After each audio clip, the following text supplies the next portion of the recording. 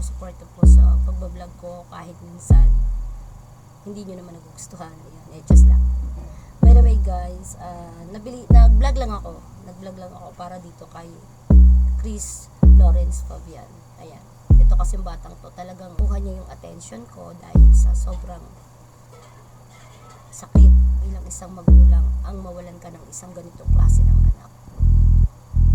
Si Chris Lawrence ay siya yung bata na iniligtas niya yung mga kaklasmate dahil sa dalawang batang nagwawala or talagang namaril sa kanilang school. Ayan. Sobrang sakit sa pakiramdam bilang isang magulang ang mawalan ng mga anak. Katulad ng napanood ko na maraming nadamay. So, rest in peace po at nakikiramay po buong puso sa mga magulang na nawalan po ng mga anak. Bilang isang magulang, sobrang sakit po talaga. Nabawalan tayo ng mga anak natin na pinalaki natin, pinahal natin, at babawian lang ng buhay dahil lang sa ibang tao. Kukunin yung buhay dahil lang sa galit, revenge, di ba?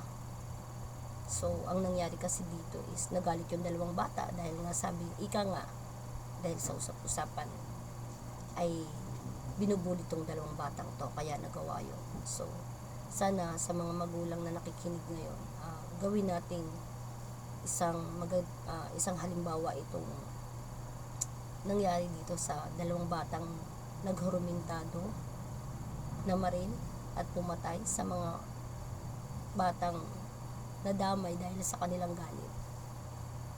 So, ang masasabi ko lang dito ay sana tayo bilang magulang ay lagi po natin papangaralan ng ating mga anak na wag gamitin ang dahas or galit kasi hindi natin alam ang magiging kahinatnan, diba? So yun nga.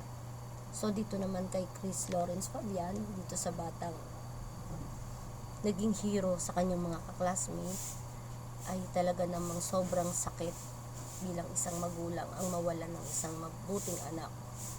At isinakripisyo ang buhay niya para sa kanyang mga kaklasmate. And talagang, nung nanonood ako ng balita, kitang-kita naman sa video na itong batang to ay talagang isinandal ang sarili niya doon sa pintuan. Sinandal niya yung sarili niya. Talagang, kumbaga para hindi pumasok yung naguhurmintadong dalawang bata na namamaril.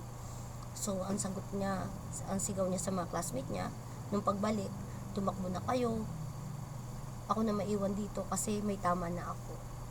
So, ang nakakalungkot lang kasi nakita ko sa isang video, hindi ko lang kasi talaga ang pagkakamali ko is hindi ko na-save yung video na yon kasi nung hinanap ko nawala na siya. Yung bata ay nakatayo pa siya. Itong si Chris Lawrence Fabian, nakatayo pa siya doon at parang kinakausap pa siya ng mga classmate niya at namumutla na tong batang to. Sana yung ang ginawa, tinakbo na agad siya sa ospital, di ba? Hindi na siya tinanong-tanong pa, which is meron pa siyang parang puting tela dito na ewan ko, hindi ko alam, basta may parang siguro doon siya tinamaan. Namumutla na yung bata, nakatayo pa siya. Sana dapat tinakbo na agad siya sa ospital, di ba? So, ang masasabi ko lang, sino ba yung mali or sino ba yung dapat panagutin sa mga pangyayaring ito, di ba? Ikaw bilang magulang, ano ba ang dapat mong gawin para sa ganitong klaseng pangyayari sa iyong anak, di ba? Which is nahuli na yung dalawang bata na nagpatiwakal or talagang naging iba yung kanilang kilos sa murang edad, nagawa nilang pumatay ng mga classmate niya or kung sino mang bata yung tinamaan nila. Bilang magulang, dapat ingatan natin yung ating mga anak, lagi na nating pangaralan. Maging sa malayo ka man, hindi mo sila kasama, araw-araw mo silang dapat bigyan ng pangaral para lumaki silang maayos at magaling makisama sa ibang tao. Which is nabuli itong dalawang batang ito, pero hindi dapat ganun ang kanilang ginawa. Meron pa ako nabasa na sinasabi na bigyan ng pangalawang pagkakataon ang dalawang batang nakapatay. Para sa akin, no, hindi sila dapat bigyan ng pagkakataon kasi parang ito-tolerate mo din ang mali nilang ginawa. Buhay ang kinuha nila. dapat nilang pagdusahan kung ano man yung ginawa nila. Hindi natin pwedeng sabihin mabait sila. Kasi kung mabait sila, bakit sila nagtanim ng galit sa kanilang mga puso? At talaga sa sobrang galit nila, bakit nila piniling pumatay? 'Di ba? Para sa akin, hindi sila dapat bigyan ng pagkakataon. Ipakita natin sa kanila na hindi ito-tolerate ang mali nilang ginawa. Kasi mali yun. Ang kalungkutan, ang kalungkot-lungkot na nangyari dito sa pangyayaring ito, sobrang hirap intindihin kung sino yung iyong papanigan. Pero para sa akin, mas nahihirapan ang puso ko na mawalan ka ng anak na nadamay sa insidenteng ito. Bilang ako magulang, mahirap yun. Hindi mo pwede sabihin, bigyan ng pagkakataon yung 2 batang pumatay. No. Sa mga magulang po na nawalan po ng anak dyan sa Tacloban City, nakikiramay po. Lubos po ang aking pakikiramay sa inyo. Ito lang po yung maitutulong ko, ang magbigay po ng opinyon sa nangyari dyan sa inyo pong lugar.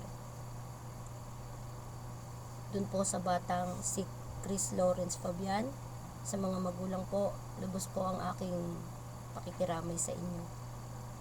Ang batang ito ay sa huling hininga ng kanyang buhay ay talagang inalay niya at mailigtas lang kanyang mga classmate sa anumang masamang pangyayari. Talagang siya yung humarang para wala nang ibang madamay. Pero siya yung natamaan ng baril. Ayun nga, ang kinalulungkot ko lang talaga, ayun nga yung nangyari. Bakit hindi agad siya dinala? Kasi nakita ko sa video, sa TikTok, na itong batang ito ay nakatayo pa talaga at parang kinakausap pa siya ng mga tao sa paligid niya. And sa akin lang sana dinala agad siya sa ospital at hindi na siya dapat kinausap pa. Yun lang po. Hindi ko na kasi makita yung video na yun, parang dinilit, ewan ko. Sa mga nakakita po nun, pwede nyo po siyang ipakita sa mga tao para masabi nyo po rin na ayon sa akin, sa sarili kong mata, nakita ko, napanood ko na nakatayo yung batang si pangalan nun, si Chris Lawrence. Ayan, si Chris Lawrence pala. Ayan, sorry. Ayun po. Maraming salamat. Wala na akong masabi. Sobrang nalulungkot na lang kasi ako talaga sa nangyari kay Chris Lawrence Fabian. Ayan, sa mga magulang po ni Chris Lawrence Fabian and sa mga kaanak po niya, nakikiramay po ako at sobrang lungkot ko rin po sa napanood ko.